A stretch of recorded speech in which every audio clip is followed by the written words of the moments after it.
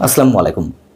কাকে রাজনীতি করতে দেয়া হবে কিংবা কাকে করতে দেয়া হবে না রাজনীতি, তা নিশ্চয়ই বর্তমান সরকারের এখতিয়ার। এখতিয়ার আমি এ কারণে বলছি যে বর্তমান সরকার অন্তর্বর্তীকালীন সরকার হলেও তা নিশ্চয়ই একটি বিশেষ দলের পারপাস সার্ভ করছে।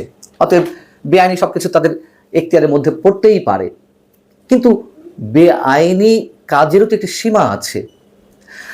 আওয়ামী লীগ সরকারের সময় আমরা দেখেছি 15 সাড়ে 15 বছর ধরে দু একটি ব্যতিক্রমী ঘটনা ছাড়া আওয়ামী লীগ জামাতে নেতাকর্মীরা যখনই মিছিল নিয়ে রাজপথে নেমেছে, তাদের ব্যানার কেড়ে নেওয়া হয়েছে, তাদের উপর হামলা করা হয়েছে, আটক করা হয়েছে, গায়েবী মামলা দেওয়া হয়েছে।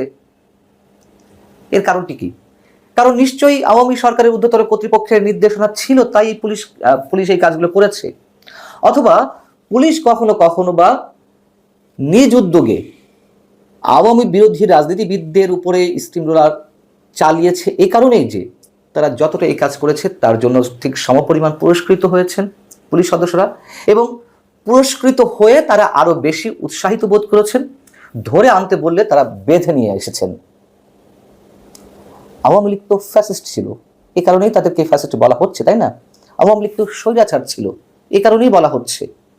তাহলে বর্তমান স্বরাষ্ট্র উপদেষ্টা মিস্টার জাহাঙ্গীর আলম কিভাবে এই নির্দেশনা দেন যে আওয়ামী লীগের কোনো প্রকার ঝটিকা মিছিল বের হলে বা তারা কোনো প্রকার কর্মকাণ্ড করলে তার বিরুদ্ধে পুলিশ সদস্যরা নিষ্ক্রিয় বসে থাকলে তাদের বিরুদ্ধে ব্যবস্থা নেওয়া হবে? প্রথমে বলছিলাম যে বেআইনি কাজেরও তো বা বেআইনি কাজের নির্দেশ দেওয়ারও তো একটা সীমা আছে। তাহলে কি এই সরকার স্বৈরাচারিত্ব ফ্যাসিস্ট শক্তির যে যে সংজ্ঞা, তার সবকিছু ছাড়িয়ে যাচ্ছে?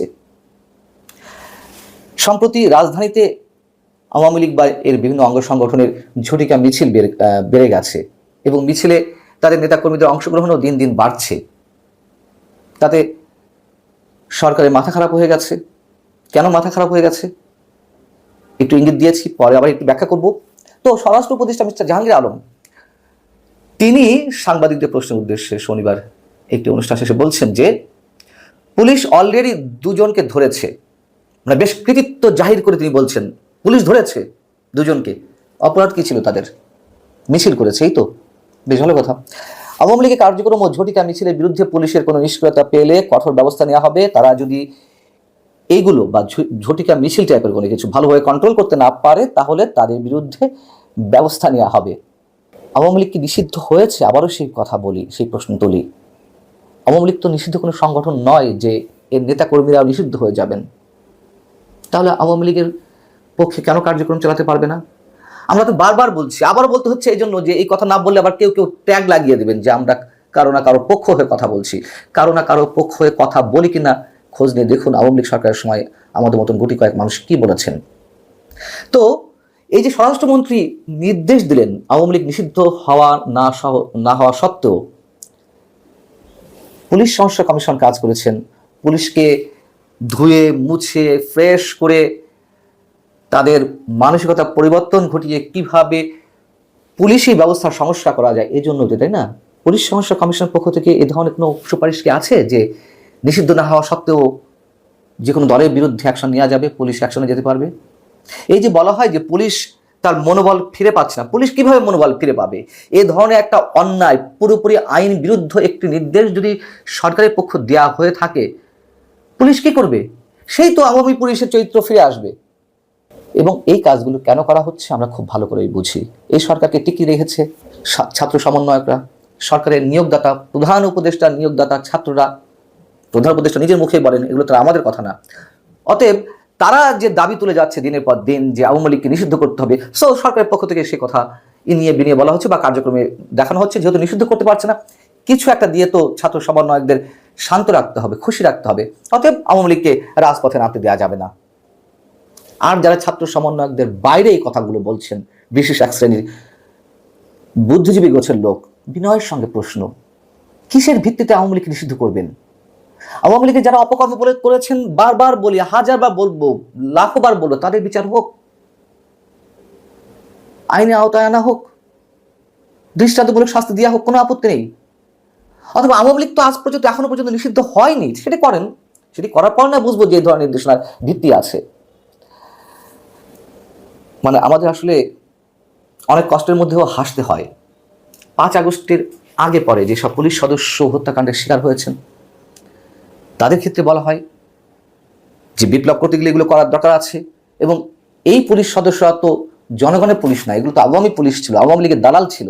তাহলে এখন এই পুলিশ সদস্যদেরকে কাদের দালাল বানানো হচ্ছে? স্বরাষ্ট্র উপদেষ্টা পদ টিকে রাখতে হবে। সরকারের যেমন নিজের টিকে থাকতে হবে, তেমনি তার উপদেষ্টাদেরও টিকে থাকতে হবে। টিকে থাকতে হবে বিধায়ী উপদেষ্টাদের বিভিন্ন জনের মুখে আমরা বিভিন্ন ধরনের আপত্তিজনক মন্তব্য শুনছি। কিন্তু যারা একটু লিবারেল, যারা সত্য কথাটি মনের অজান্তে কখনো কখনো বলে ফেলছেন, তাদেরকে তো খেসারত দিতে হচ্ছে। তার চরম এক্সাম্পল তো এই বিষয়ে, এই আওয়ামী লীগ বিষয়ে তো একটি রয়েছেই। 8 আগস্ট বর্তমান সরকার শপথ নিল, 12ই আগস্ট সেই সরকারের স্বরাষ্ট্র উপদেষ্টার শপথে নেওয়া ব্রিগেডিয়ার সাখাওয়াত হোসেন মন্তব্য করেছিলেন যে আওয়ামী লীগের মধ্যে অনেক ভালো লোক আছেন, তাদেরকে সামনে এনে রিফাইন করে আওয়ামী লীগকে রাজনীতিতে আসতে হবে। এই কথা কেন বলা হলো? তার কারণে তো আমরা জানি যে স্বরাষ্ট্র উপদেষ্টা, তৎকালীন স্বরাষ্ট্র উপদেষ্টা ব্রিগেডিয়ার জেনারেল সাখাওয়াত হোসেনকে তার পদ থেকে সরিয়ে দেওয়া হয়েছিল। তো সেই অভিজ্ঞতা নিশ্চয়ই বর্তমান স্বরাষ্ট্র উপদেষ্টা মিস্টার জাহাঙ্গীর আলমের রয়েছেন। তিনি কি আর বিপদে পড়বেন? তিনি তো অনেক বুদ্ধিমান মানুষ। ব্রিগেডিয়ার সাখাওয়াত হোসেন না হয় মাথা মোটা মানুষ ছিলেন, সত্য কথা বলে ফেলেছেন, কিন্তু অভিজ্ঞতা তো বর্তমান স্বরাষ্ট্র উপদেষ্টা রয়েছে। অতএব তিনি কেন পদ হারাতে চাইবেন এসব কাজ না করে? এ ধরনের ঘোরতর আইন বিরুদ্ধ নির্দেশনা দিয়ে না দিয়ে কেন টিকে থাকবেন? দিয়ে টিকে থাকতে হবে।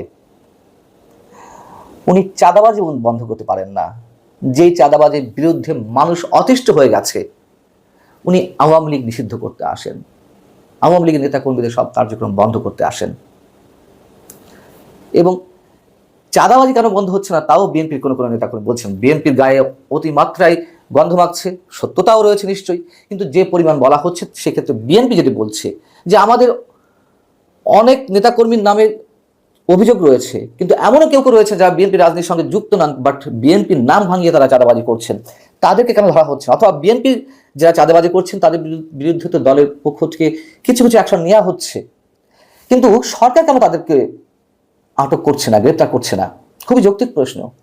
সরকার চুপ করে আছে, মানে এগুলো করে বিএনপির বিরুদ্ধে মানুষের ক্ষোভটি জন্ম নিক।